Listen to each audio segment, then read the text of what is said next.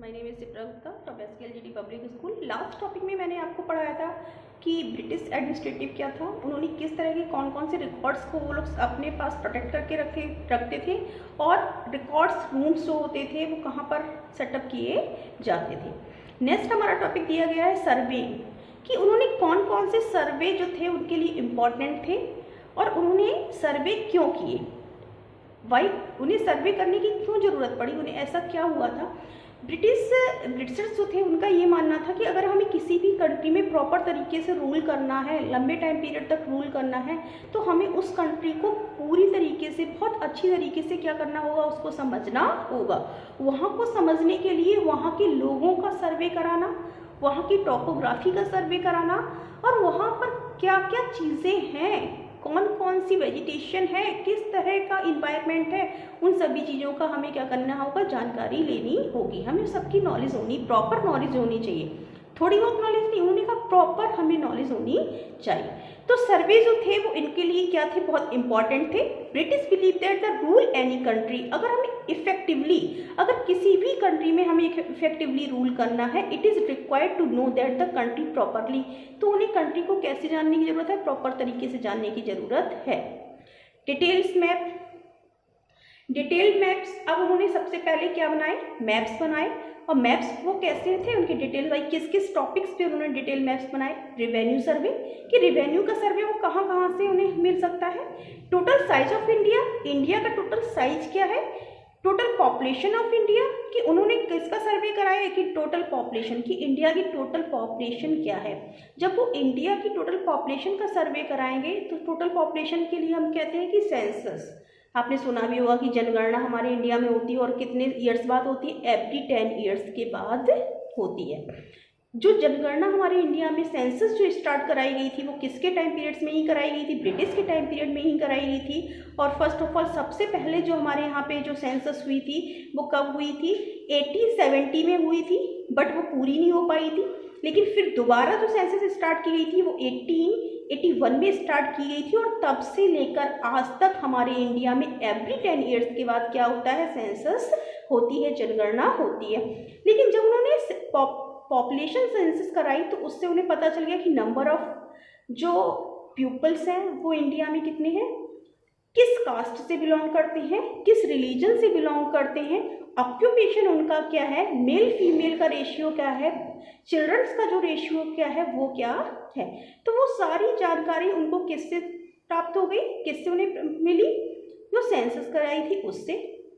Next उन्होंने क्या पता गया, किस टॉपिक के ऊपर उन्होंने सर्वे किया, कि फ्लोरा एंड फ्यूना। फ्लोरा क्या होता है, यहाँ पर भाई कौन कौन सी प्लांट्स हैं, कौन कौन सी वेजिटेशन यहाँ पर पाई जाती है, कौन कौन से फॉरेस्ट एरियाज हैं, और कितना बड़ा फॉरेस्ट एरिया इंडिया में है, कितने % फॉरेस्ट एरिया में है।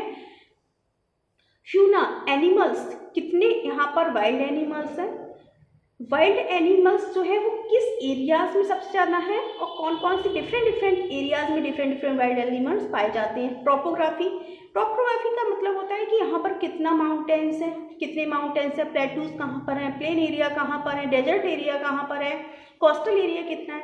तो ये सारी चीज़ें जब उन्होंने क्या कराया, सर्वे कराया, तो ब्रिटिशर्स को सारी जानकारी कहाँ की मिल गई, इंडिया की मिल गई। तो सर्वे किसके लिए इंपॉर्टेंट हुई, ब्रिटिशर्स के लिए इंपॉर्टेंट हुई। क्यों, उन्हें इफेक्टिवली तरीके से इंडिया पर क्या करना था, रूल करना था। और कितने पीरियड तक रूल करना था, लंबे पीरियड तक रूल करना था। मॉन्यूमेंट्स एंड टाउन, ब्रिटिश के टाइम पीरियड को समझने के लिए हमारे पास क्या भी है, एविडेंस के रूप में मॉन्यूमेंट्स एंड टाउन्स है। बहुत सारे जो ब्रिटिशर कंस्ट्रक्ट, बहुत सारे उन्होंने क्या कराए थे, forts, residential office, public buildings, quarters, college, universities, ये सारी चीज़ें उन्होंने क्या कराई थी, कंस्ट्रक्शन उन्होंने इन चीज़ों सारी चीज़ों का कराया था।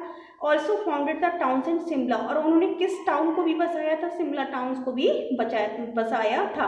तो कहीं ना कहीं ये सारी चीज़ें भी हमें ब्रिटिश का जो टाइम पीरियड था, ब्रिटिश का जो रूल था, उस रूल को समझने में हमें क्या करती हैं, हमारी हेल्प करती हैं। व्हाट ऑफिशियल रिकॉर्ड हाइड, लेकिन कुछ ऐसी भी चीज़ें थी जिनको ब्रिटिशर्स ने क्या किया था, हाइड करके रखा था, जिनको उन्होंने डू नॉट टेल, जिनको उन्होंने नहीं बताया था। ऐसी वो कौन कौन सी चीज़ें थी भाई। हाँ, ब्रिटिशर्स हमेशा अपनी तारीफ या उनके जो रिकॉर्ड्स थे उन चीज़ों को वो हमेशा क्या करते थे, हमेशा उन पर क्या करते थे, उनको बताते थे। लेकिन उन्होंने कितने वेल्थ को यहाँ पर एक्सप्लॉइट किया, कितने वेल्थ को यहाँ से एक्सपोर्ट किया इंग्लैंड में, उन सारी चीज़ों को बिल्कुल भी नहीं बताया गया। और उन्होंने हमेशा यहाँ पर जो ऑफिशियल रिकॉर्ड मिले हैं, favour and highlight the view point of government and administrative, केवल हमेशा वो किन के व्यू पॉइंट्स को केवल फेवर करते थे, हाईलाइट किया गया है। जो गवर्नमेंट्स के एडमिनिस्ट्रेटिव जो रिकॉर्ड थे, केवल उन्हीं को क्या किया गया है, हाईलाइट्स किया गया है। और किन चीज़ों को इग्नोर किया गया, but ignore the common people, जो कॉमन पीपल्स के जो व्यू पॉइंट्स थे उनको इग्नोर किया गया है, उनकी फीलिंग्स को इग्नोर किया गया है, उनके एक्सपेक्टेशन को इग्नोर किया गया, उनके पेन एंड हैप्पीनेस को क्या किया, इग्नोर किया गया। ब्रिटिश लोगों ने जो इंडियंस जो लोग थे उनको बहुत ज़्यादा टॉर्चर भी किया था, उनकी फीलिंग्स को बिल्कुल भी रिस्पेक्ट नहीं दी थी। ऐसी चीज़ों को उन्होंने क्या किया है, हमेशा इंडियंस की फीलिंग्स को हमेशा उनके रिकॉर्ड में क्या किया गया है, छुपाया गया है। डू नॉट टेल उन्होंने उनको कभी भी नहीं बताया। केवल ब्रिटिश के रिकॉर्ड में हमें ब्रिटिशर्स की अच्छाइयाँ देखने को मिलती हैं, उनकी इविल्स, उनकी बुराइयाँ देखने को नहीं मिलती हैं। नेक्स्ट अदर जो हमारा टॉपिक है, देखेंगे कि उसमें हमें क्या क्या चीज़ें देखने को मिलती हैं। नेक्स्ट हमारा टॉपिक है अदर सोर्स। और कौन से सोर्स हैं जो हमें क्या बताते हैं, ब्रिटिश के टाइम पीरियड्स के बारे में जानकारी देते हैं। ऑटोबायोग्राफीज, जो लोगों के द्वारा लिखी गई ऑटोबायोग्राफीज है वो। ट्रैवल्स से अकाउंट, जो ट्रैवल्स के द्वारा अकाउंट्स बनाए गए वो। नॉवेल्स जिन्होंने लिखे थे वो। Poems, books, newspapers, photographs, radio broadcast and motivational songs, ये सारी चीज़ें हमें क्या करती हैं, ब्रिटिश इंडिया के टाइम पीरियड के बारे में जानकारी देती हैं। न्यूज़पेपर्स, देखिए भाई न्यूज़पेपर में क्या था, न्यूज़पेपर टू टाइप्स के थे, एक तो इंडियन न्यूज़पेपर था और ब्रिटिश न्यूज़पेपर था।